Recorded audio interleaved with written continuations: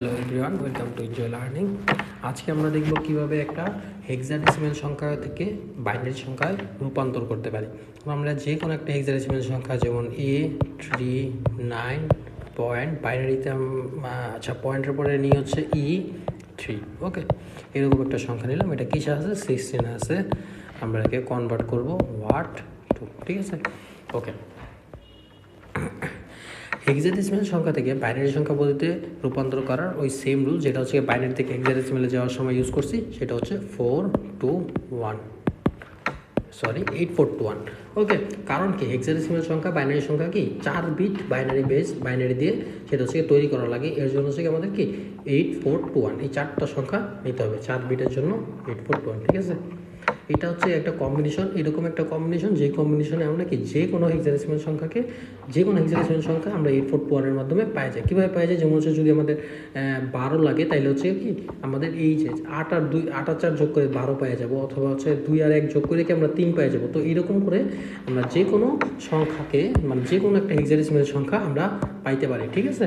এখানে ডাকটা মুছে গেছে, ওকে। আমরা এখন এই সংখ্যাটা নিয়ে যে সংখ্যাটা হেক্সাডেসিমাল আছে সেই সংখ্যাটা জায়গায় লিখে নিলাম A39.E3। একটু দূরে দূরে লিখলাম, কারণ হচ্ছে কি কারণ কিছুই না, আমরা একটু বাইনারি যে সংখ্যাটা লিখব সেই সংখ্যাটা হচ্ছে 4 বিট বাইনারি করে আসবে, তো তাই জায়গা লাগবে, তাই কারণে আমরা একটু দূরে দূরে লিখছি, ওকে, কোনো সমস্যা নেই। এর মান কত পাই আমরা জায়গায় 10, ঠিক আছে। এই মানে কত হেক্সাডেসিমালের 10।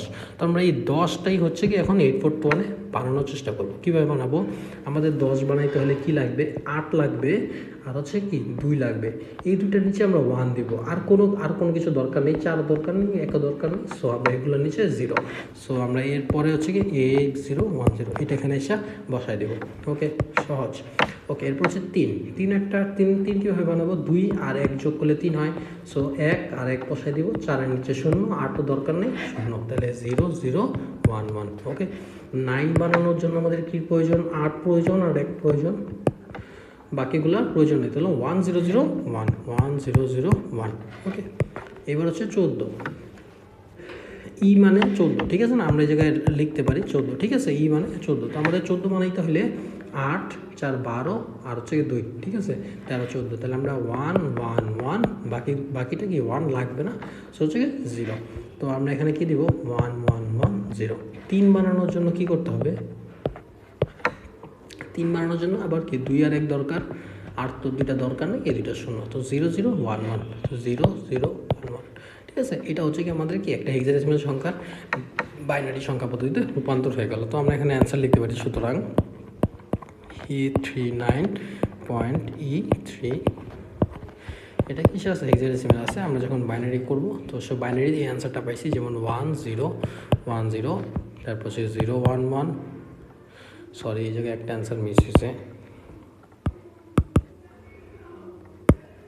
আচ্ছা, এর মান পাইছিলাম 1010, ঠিক আছে, এটা হচ্ছে এর।